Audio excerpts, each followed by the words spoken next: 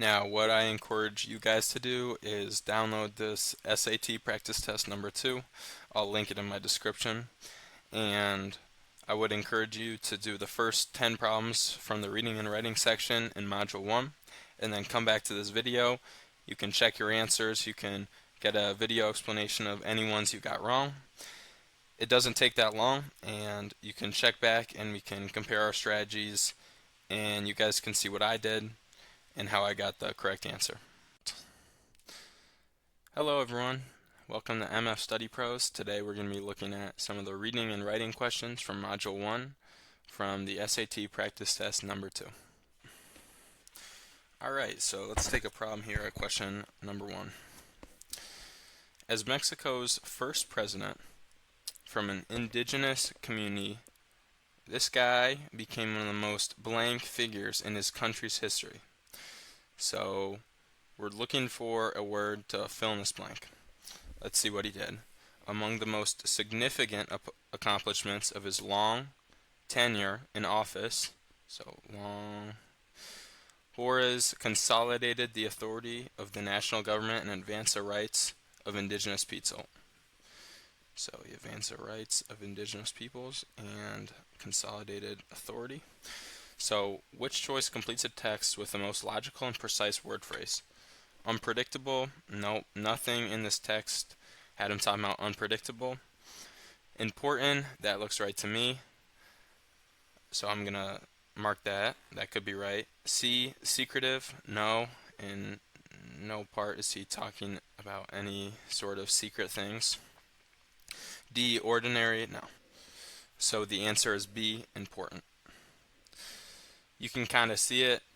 I just tried to underline words that I thought would be important, but really here when it says significant, that is giving it away because it's just going into as many significant accomplishments, and that's the only thing it talks about for the rest of the passage, so I could kind of know that it's B from the start. Alright, problem 2. Due to their often strange images, highly experimental syntax, and opaque subject matter, many of John Ashbery's poems can be quite difficult to blank, and thus are the object of a heated debate among scholars. So, I see strange images, highly experimental syntax, and opaque subject matter. So, which choice completes the text with the most logical and precise word or phrase? B, A, delegate, B, compose, C, interpret, D, renounce. So, reading the passage, I'm kind of assuming that he's talking about a lot of different things. He doesn't have a clear subject matter. So, strange, highly experimental, not a clear subject matter. So, A, delegate, doesn't really make sense. B, compose, to compose. Yeah, that could be right. C, interpret. Yeah, that could be right. D, renounce. That does not make sense. So I'm looking at compose or interpret. So his poems aren't really composed. They're more read and interpreted. So out of these two, I would say C. So C is your correct answer. The Cambrian explosion gets its name from the sudden appearance and rapid diversification of animal remains in the fossil record about 541 million years ago, during the Cambrian period. Some scientists argue that this blank change in the fossil record might be because of a shift in many organisms to body types that were more likely to be preserved. Which choice completes the text with the most logical and precise word phrase? So let's read the passage again. Sudden appearance, rapid diversification, about 541 million years ago. So you go through, underline important adjectives, important topics, a change. Okay, so now looking at all the things I've underlined, I can see sudden appearance, rapid diversification, blank change. So I see that these two things are kind of the same. Rapid diversification, blank change. So quick, abrupt, C makes sense. C stands out to me. It's not a catastrophic change. It's not an elusive change. It is not an imminent change. A lot of these 1, 2, and 3 have just been knowing vocab. So main thing you want to do for those is just get to know your vocab. I'm going to link in the description a giant Quizlet with a ton of SAT words that you guys can use to help you guys study. Definitely check those out. So question 4 here, glancing at it, seems to be another vocab problem. So during a 2014 archaeological dig in Spain, Vincent Lowell and his team uncovered the skeleton of a woman from L, an early Bronze Age society buried with valuable objects, signaling a high position of power. This finding may persuade researchers who have argued that Bronze Age societies were ruled by men to blank that women may have also held leadership roles. So, looking at all my things I've underlined, so they found this woman and she is signaling a high position, and what will that do to people who think that men only held the high leadership roles? That would kind of convince them. So this is all about knowing your vocab. Waive, that could be right. Concede, that could be right. Refute, no, the evidence would not make them refute that. D, require, no, that doesn't make sense. So I'm seeing waive and concede. And concede fits that more because concede is giving up that somebody else is right. So another vocab problem there. Alright, question 5 here. Within baleen whale species, some individuals develop an accessory spleen, a seemingly functionless formation of splenetic tissue outside the normal spleen. Given the formation's greater prevalence among whales, known to make deeper, so greater prevalence among whales known to make deeper dives. So it appears more in whales that go deeper. Some researchers hypothesize that its role isn't blank. Rather, the accessory spleen may actively support diving mechanisms. Which choice completes a text with most logical and precise word or phrase? Alright, so it's saying that this tissue, it's found more in whales that go deeper. So that could hint that it is doing something to help them with their deep dives. So A, the role isn't replicable. No, it's not really talking about replicating anything. It's just helping something out. It's not necessary in order to do anything. B, predetermined. So some researchers hypothesize that its role isn't predetermined. No, that doesn't really make sense. C, that its role isn't operative. No, I mean, that would lead them to hypothesize that the role is operative, not is not. So C doesn't really make sense.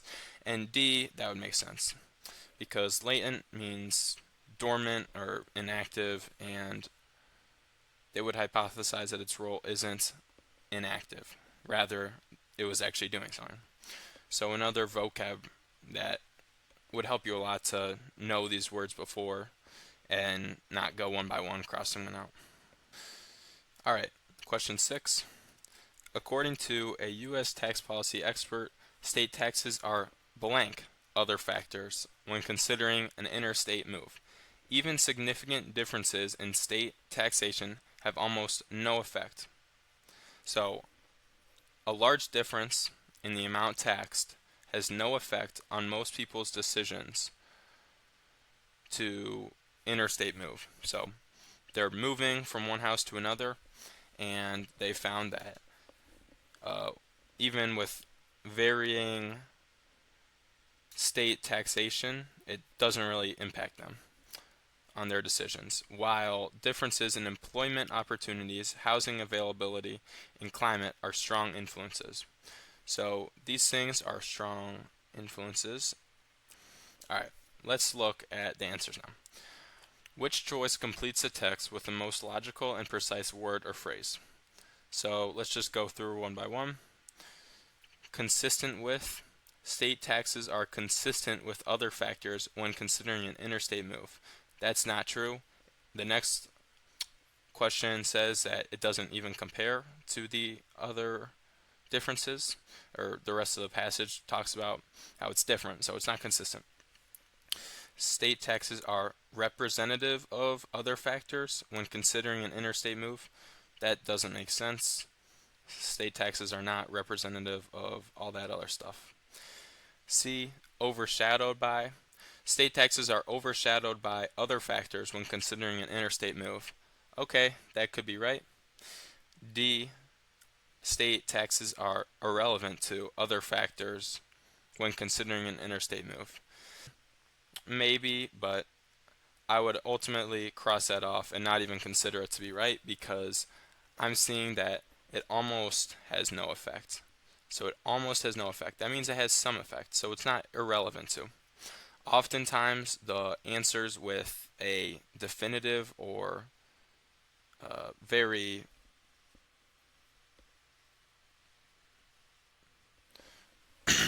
oftentimes the answers with a very definitive meaning are often not correct. So the correct answer here would be C. Alright, let's look at 7 here. The author's claim about the relationship between Neanderthals and Homo sapiens is blank, as it fails to account for several recent archaeological discoveries. To be convincing, his argument would need to address recent finds of additional hominid fossils, such as the latest Denisovan specimens and Homo longi. Geez, I do not know how to pronounce those. Which choice completes the text with most logical and precise word or phrase? So another vocab one here. So let's see what we've underlined and what the text is actually saying. So it's saying that the claim about the relationship between these two things fails to account for several new findings. And it's saying that to be convincing, he would have to add these new things. So he's saying he's not convincing right now. So, which choice completes the text? A, disorienting. The claim between Neanderthals and Homo sapiens is disorienting. Okay, maybe that's right, but I don't really think so. He doesn't really say it's confusing, he just says it's outdated, kind of. B, tenuous. So, yes, I think that's definitely right. I'm thinking tenuous means very weak, and he's saying that this is a weak argument and it is not convincing. So B is looking right to me. C, nuanced. The relationship between Neanderthals and Homo sapiens is nuanced, so is subtle. It's not talking about that. D, his claim about the relationship is unoriginal. No, it's not saying anything about that. It's saying that it doesn't consider the additional finds, not that it's unoriginal. So out of weak and confusing, I would say it is weak, because it doesn't say that his claim is anything really confusing. It's just saying that it would be a lot stronger, and it's not exactly convincing until he adds in these new findings. So B would be the correct answer here. Okay, question 8. Here we have our first poem. The following text is from Georgia Douglas Johnson's 1922 poem, Benediction. Go forth, my son, winged by my heart's desire. Great reaches yet unknown await. For your possession, I may not, if I would, retrace away with you. My pilgrimage is through, but life is calling you. So with poems, my strategy is to don't read into it too much and just figure out what the poem's saying. So she's encouraging her son to go forward with what he wants. Great reaches yet unknown await, so he is going to accomplish big things. She says that she's already done it. Her pilgrimage is through, but life is calling you, so that he should go out and do that. So, which choice best states the main purpose of the text? A. To express hope that a child will have the same accomplishments as his parents did. That doesn't really look right to me. It's not really talking about the same accomplishments. Maybe if it said the same experiences or the same value in life as his parent did, but that doesn't really make sense. B. To suggest that raising a child involves many struggles. No. And nowhere here is it talking about struggles of raising a child. B is instantly crossed off. C. To warn a child that he will face many challenges throughout his life. Again, no. This is pretty much all positive. I'm not seeing any challenges throughout his life. So C is incorrect. So that leaves D must be correct. To encourage a child to embrace the experiences life will offer. Yes, that's the whole poem that it's saying. She is encouraging that he go out and try new things and figure out what he'll achieve in life. So D would be the correct answer here. Okay, let's look at number 9 now. The following text is adapted from Indian Boyhood, a 1902 memoir by Charles A. Eastman, a Santee, Dakota. In the text, Ohiyesa recalls how the woman in his tribe harvested maple syrup during his childhood. Let's read it. Now the woman began to test the trees, moving leisurely among them, axe in hand, and striking a single quick blow to see if the sap would appear. The trees, like people, have their individual characters, while some were ready to yield up their lifeblood, and others were more reluctant. Now, one of the birchen basins was set under each tree, and a hardwood chip driven deep into the cut which the axe had made. From the corners of this chip, at first drop by drop, then more freely, the sap trickled into the little dishes. Okay, which choice best describes the function of the underlined section in this text as a whole? So, taking back, reading this section, I'm seeing the woman test the trees, see if they're ready to give up sap, and the underlined section is just personifying it, I guess, kind of going more into it. And then once it ends, it continues telling the story of the woman. So, which choice best describes the function of the underlined sentence in the text as a whole? A. It portrays the range of personality traits displayed by the women as they work. I am going to cross this out. It is talking about kind of personality traits and linking them back to people, but it's not really talking about by the woman. It's not really talking about the woman displaying these range of personality traits. B. It foregrounds a beneficial relationship between humans and maple trees. So if we just look inside here, the underlined section, this is not talking about the beneficial relationship between humans and trees. It's comparing them, but it's not talking about their relationship. C. It demonstrates how human behavior can be influenced by the natural environment.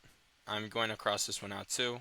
I'm not really seeing how human behavior is influenced by the natural environment. It's comparing it, but it is not influenced. D. It elaborates on a value. D. It elaborates on an aspect of the maple trees that the women evaluate. Okay, instantly I see evaluate point out to me, and I look up to when I underlined here test. So test and evaluate, those are synonyms. So I'm already liking this answer, and I already know it's right because I already crossed out the first three. So it's elaborating on an aspect of the maple trees that the women evaluate.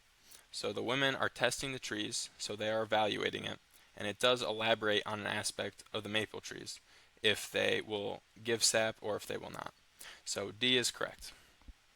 Okay, last question that we'll be going over, question 10. These seem to be comparing two texts. Alright, let's get started. Ecologists have long wondered how thousands of microscopic phytoplankton species can live together, near ocean surfaces competing for the same resources. According to conventional wisdom, one species should emerge after outcompeting the rest. So, why do so many species remain? Ecologists' many efforts to explain this phenomenon still haven't uncovered a satisfactory explanation.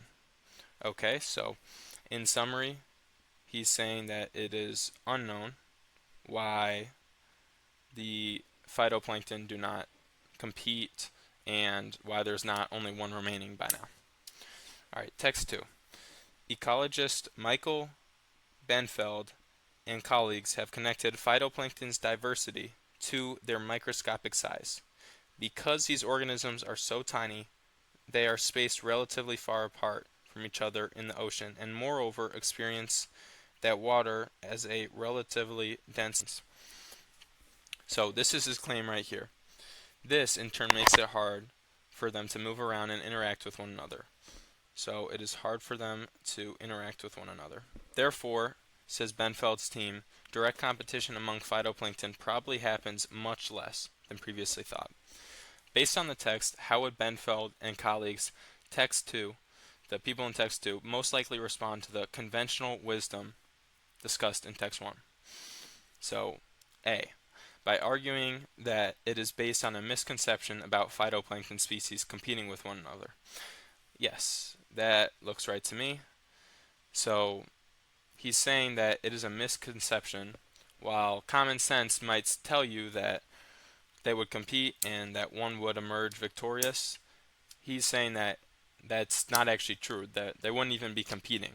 So they have a misconception about their competition. So that looks right to me. Let's go through the other answers. B. By asserting that it fails to recognize that routine replenishment of ocean nutrients prevents competition between phytoplankton species. I'm going to cross this one out. It's not talking about replenishment very much between the species of the nutrients, so I'm going to cross B out. C. By suggesting that their own findings help clarify how phytoplankton species are able to compete with larger organisms. It nowhere talks about larger organisms. It nowhere talks about how they're able to compete. It talks about how they're kind of unable to compete. So I'm going to cross off C. D. By recommending that ecologists focus on their research on how competition among phytoplankton species is increased with water density. So while it does mention density, it's not a focus at all. So I'm going to go A is correct. Okay, thank you guys so much for watching. I hope this helps. With the reading, so far we've seen a lot of vocabulary questions. So vocab is definitely something very important to know, and it will be very beneficial for you guys to learn that. I know it helps me get a lot of these problems right, and I don't even have to spend much time on it. I can skim through the reading and I can see the 4 vocab words and I have a good understanding of it.